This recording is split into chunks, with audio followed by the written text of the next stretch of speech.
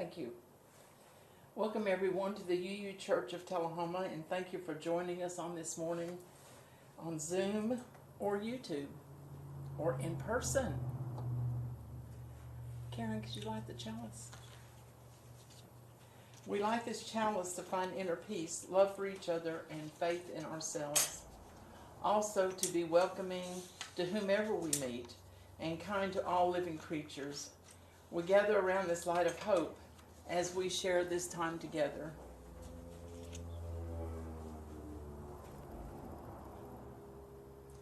And announcements. Tony. Yes, Katie and I are going to be playing with some different camera angles and some things today, so please be patient and understanding. There's definitely going to be glitches. Thank you, Tony. Jancy? I haven't had it okayed yet, but I'm going to try to get a yard sale okayed for May, but I wanted to give people a heads up. I'm anticipating an okay, Jim, whatever, but if everybody at least can start stashing stuff in their garage with an anticipation that the board will okay a yard sale in the near future. So. That sounds great. Sounds great. Anybody else announcements? Jean? I'd just like to repeat one of that. I think I made it last Sunday, and that's the fact that the Celtic Cup is having an event called Piping on the Greens, which means there are going to be bagpipe players all day long. It starts at 9 in the morning and lasts till 6. There'll be food and booths by artisans, and should be a good family get-together with lots of enjoyment. I've never been, and I really want to go this year. It's on the 23rd. 23rd of April. Oh, yeah. I didn't give the date. No, that's You didn't okay. give the date. That's Okay, okay. fine. You gave the time and the location. Celtic Cup is at the corner of Anderson and East Lincoln in Tullahoma. Jim understands. Jim?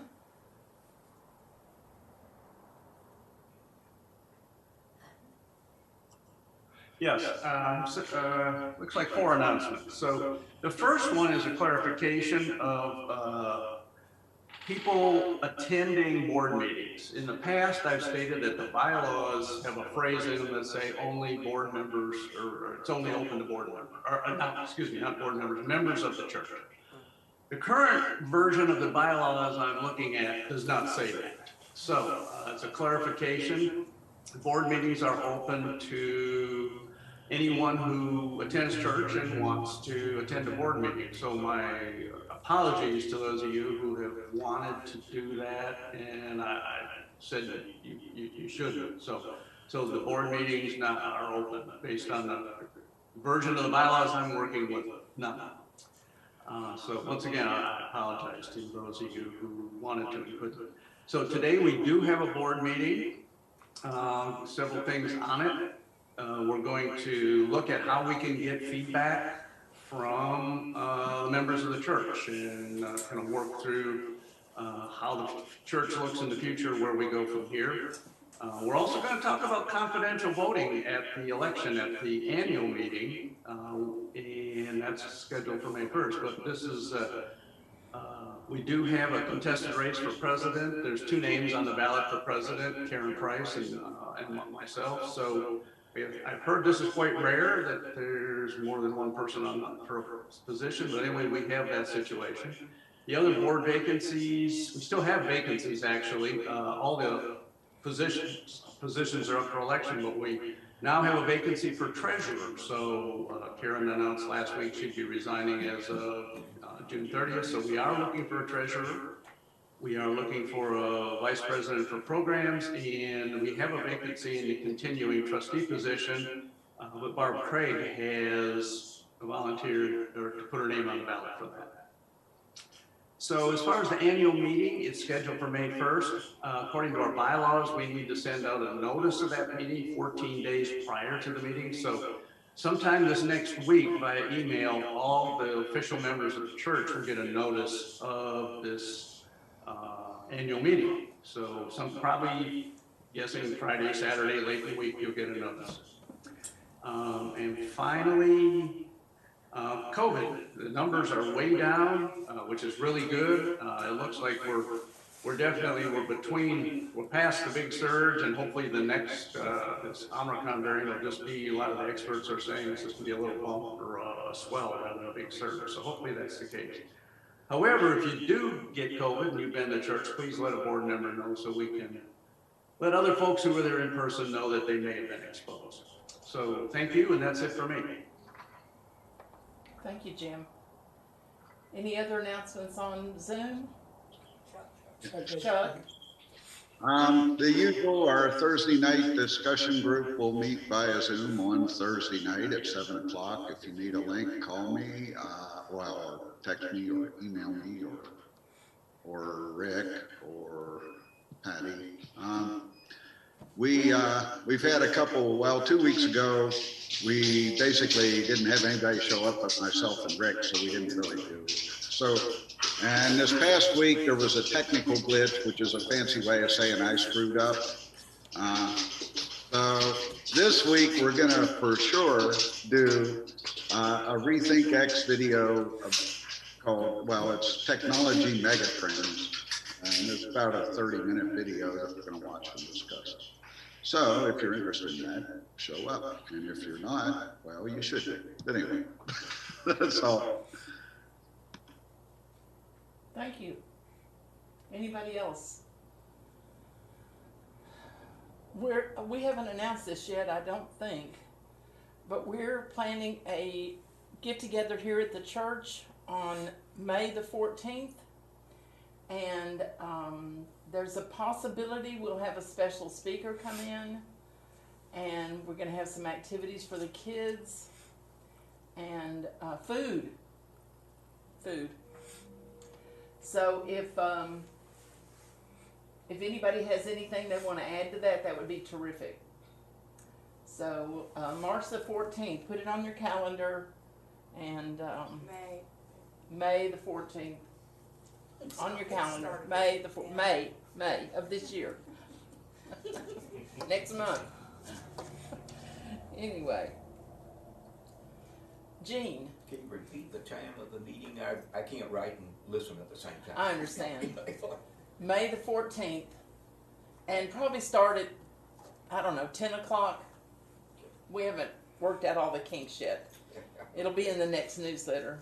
Okay, thanks. And there will be announcements between now and then. So, for those of us who attend in person, if you're diagnosed with COVID in the next week, please contact a board member so we can let other attendees know that they've been exposed, possibly. If you'd like to donate to our church, please make your check payable to the UU Church of Tullahoma and send to our treasurer, Karen Price, P.O. Box 331, Tullahoma, Tennessee. Or if you're in person, you can put it in a pretty little shaker box back under the clock. Next Sunday's speaker will be Rabbi Shapiro, Rami Shapiro. Okay, I'll say it, Rabbi Rami Shapiro. And he will talk about what does the real Passover mean. So that should be interesting.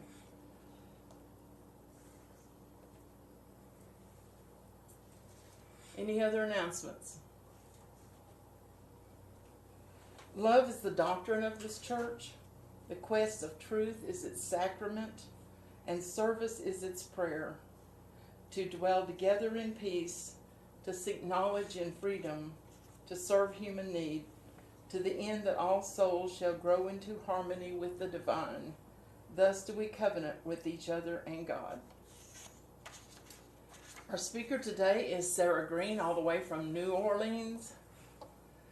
And her topic is walled gardens, cottage gardens, and kitchen gardens. Very interesting title. And Sara.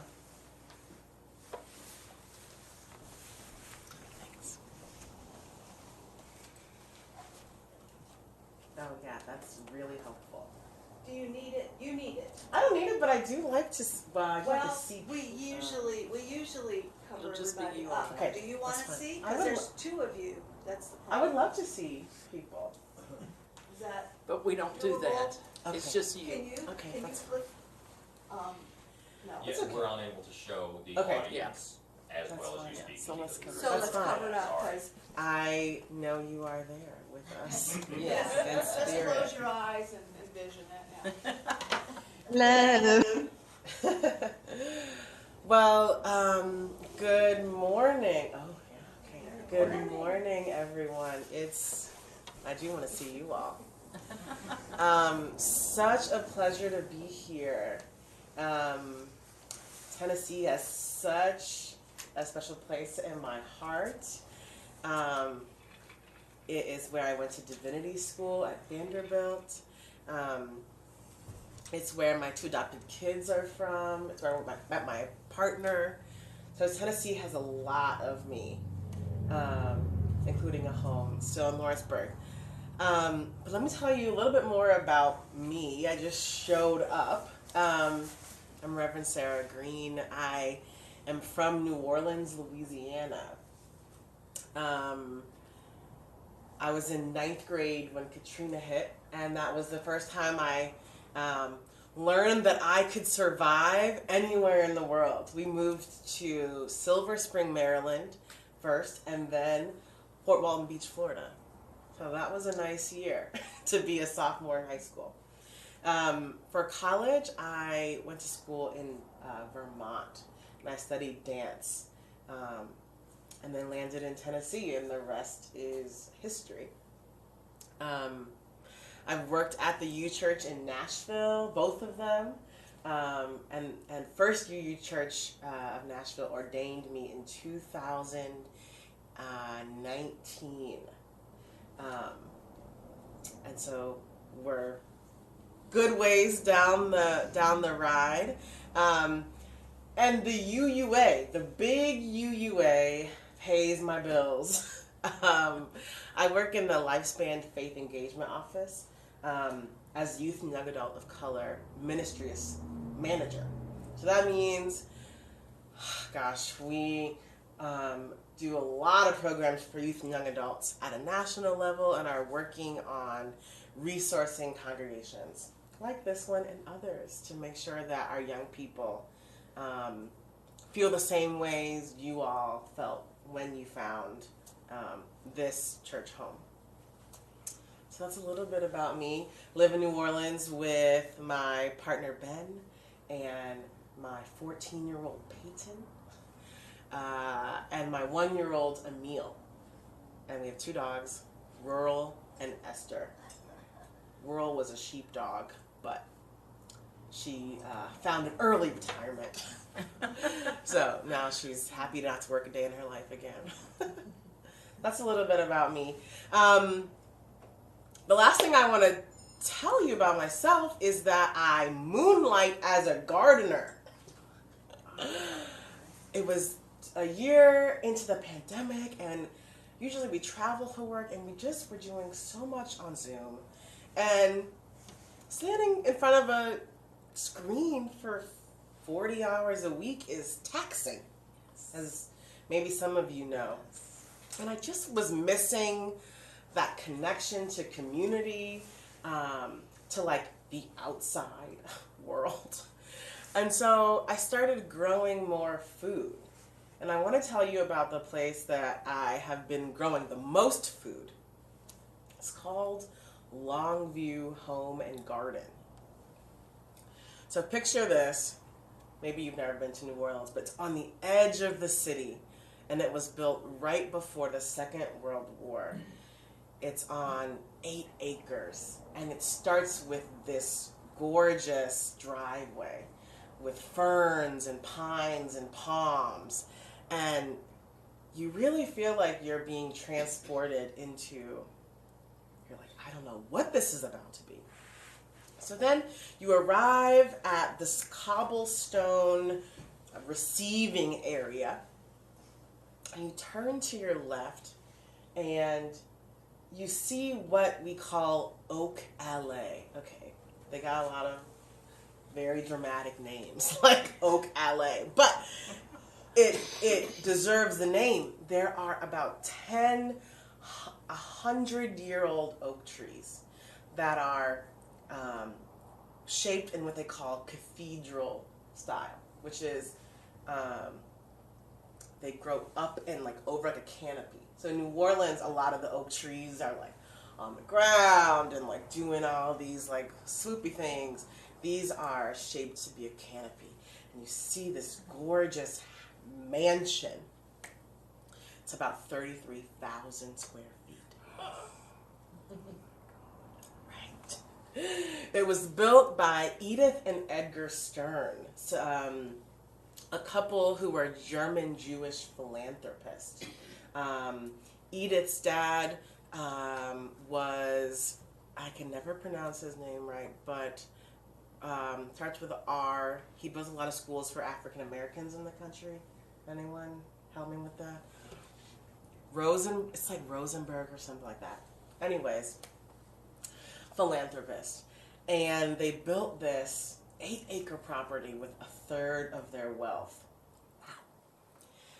They built it in conjunction with the first woman landscape architect,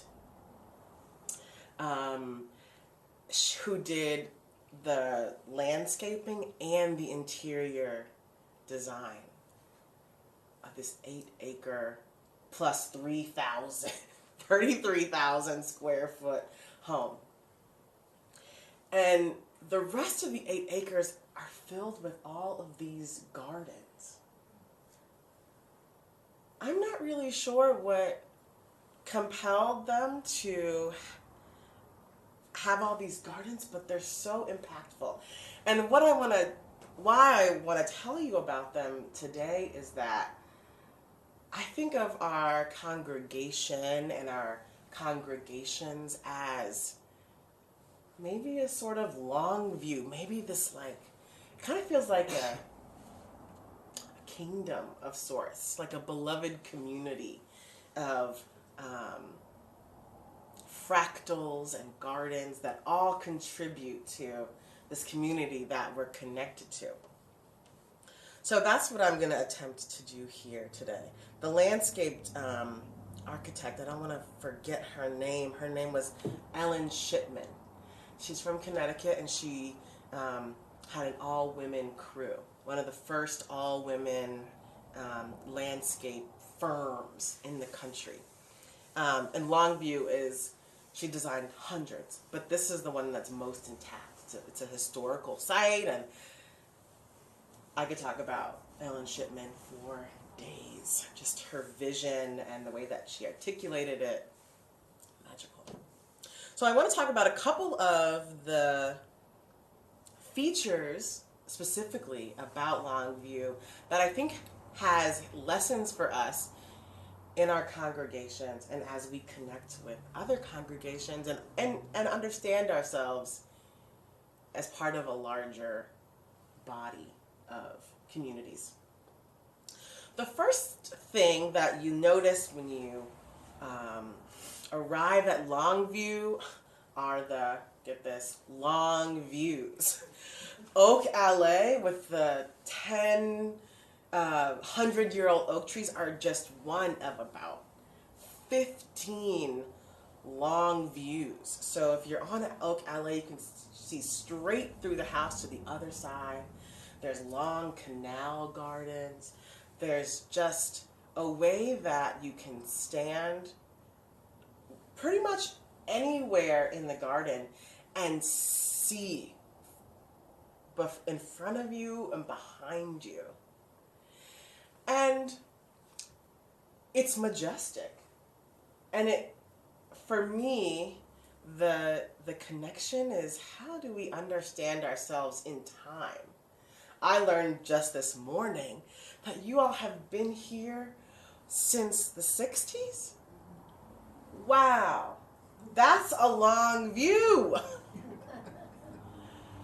It is incredible that people in the 60s imagined us here today. And I think it is a gift to ourselves to imagine 60 years from now and to move like that. To move as if we are taking a moment to imagine who's in the pews in 60 years, to imagine who was in the pews 60 years ago, and to feel tethered. Sometimes, mostly with young people who have very short-sighted foci, they can't feel that. And sometimes, even as adults, we can't feel that. And it sometimes feels like everything that is ever going to be and ever was in this moment, and we have to get it right now. I wonder how that shifts if we think backwards and forwards and keep those long views in mind. I think y'all are doing an excellent job, by the way, of honoring the legacy, and even in the joys and concerns that I heard, there's a real grace that I noticed about how you are holding each other in care. Could have been, Sunday morning, but I really felt that you are in this together. The second feature of Longview, which is my little purview, is called the Discovery Garden. And it's the educational garden, mostly for kids, but also all ages. And when you walk into the Discovery Garden, some things you might see are the greenhouse, where we nurture those little ideas. We plant all those seeds that we're really not sure are going to come up, but we water them every day. We make sure that it's warm, just in case a little okra sprout comes up. There's a sundial, there's vegetable beds, there's an herb maze. One of my favorite beds in the herb maze is the sensory bed. And in it, there's lavender, there's this plant, it kind of grows around here, called lamb's ear. Have you seen it? It's like fluffy.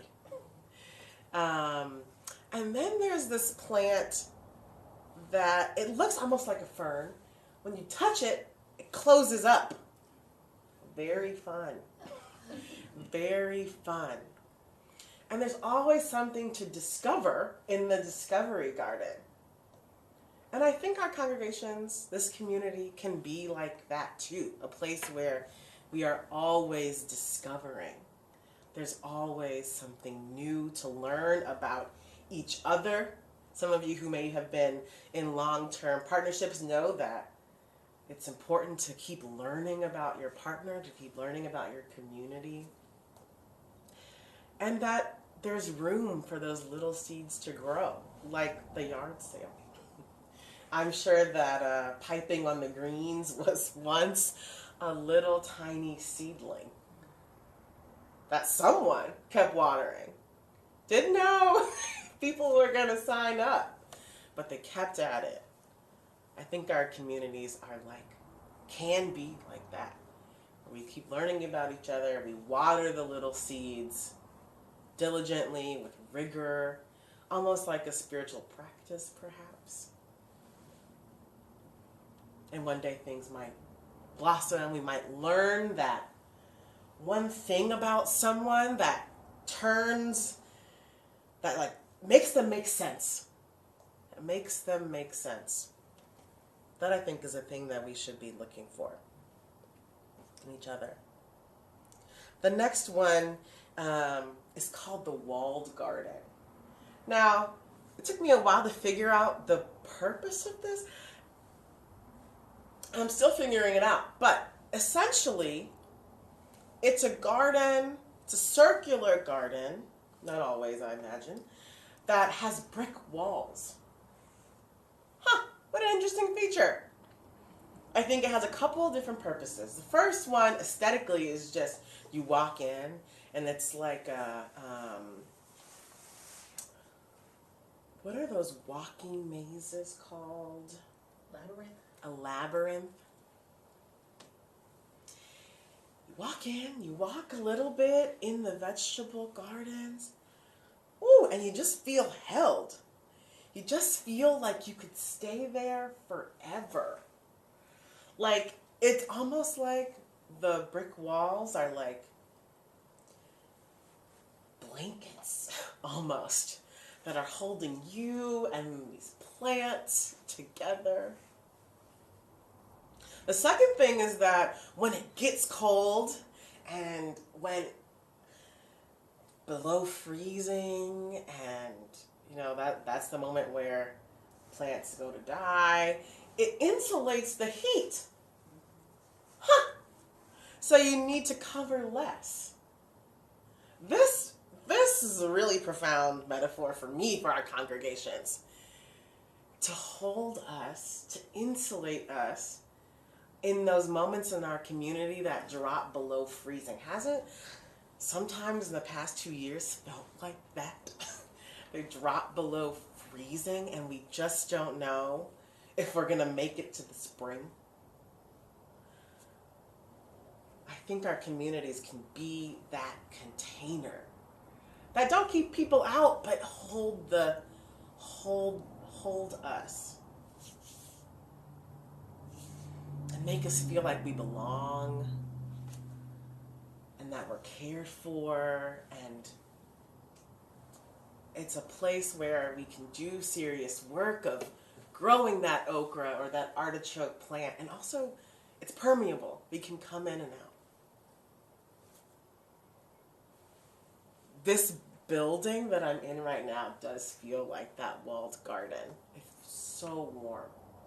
I don't know if you've been to many UU churches, but they don't all feel like this. They don't. The welcome that you all gave me, they don't all feel like this. And that is special. The last thing I want to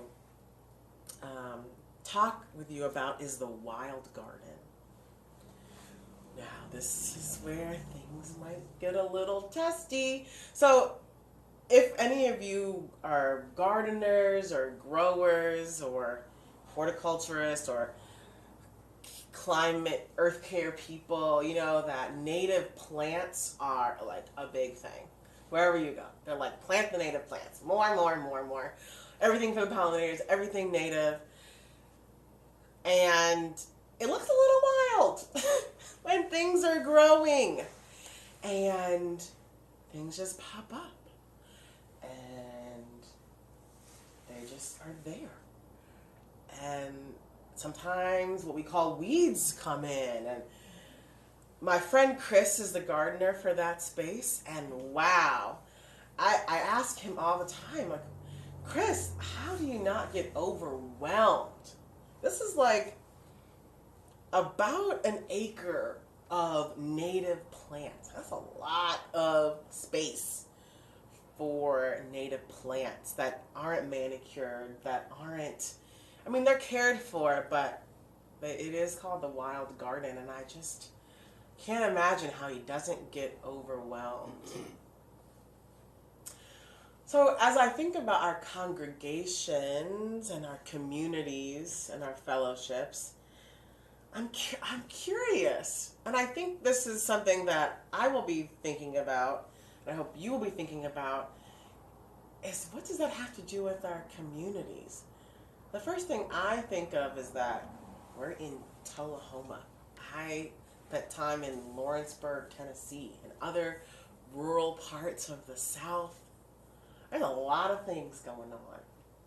There's a lot. And they're part of our garden. Isn't that something? Part of our garden. Yeah, I'm just going to pause there. How do we show up to our communities and honor, as this church, as this fellowship community knows, honor the histories of people who have been here for a long time? And show up and maybe help be a part of the discerning of what is a weed, what are the invasive species, and what's good. What is good? Because there's a lot of good. How do we show up grounded so that we don't get overwhelmed about all the things there are to pay attention to and find the good? The last thing that I'll say about this whole garden that I think is so important in church work is that it's beautiful. So underrated, I think, that things are beautiful. You know, we have a lot of songs in our hymns about creation and about beauty. And I want us to take that seriously. Because all of those gardens I just mentioned are beautiful. And when people walk into them, they're in awe. They're in awe, and their senses are satiated. I think our communities can be like that. From, I don't know who made this beautiful piece, to, wow. Beautiful. Stunning, to the piano, to the treats on the snack table. More of that, please. Yes. All that is to say, I think we're creating a beautiful garden, all of us together, in our own ways. Whether we are the people that hold that blanket wall, or the people that sort through the wild garden, or the people that remind us that we are part of a long view. We are all church gardeners. And with that, may it be so.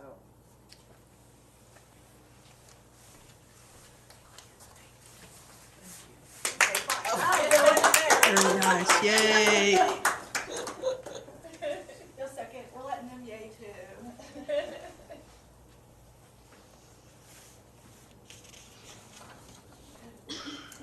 Thank you for a very interesting way of looking at what we're doing and where we're at. Oh, that was great. Thank you, thank you, thank you. Can we do our closing song together? You gonna lead it, I think Bill? it's the last song in the book. 414. 414. As we leave this friendly place, love give light to every face. May the kindness which we learn light our hearts till we return. Yay!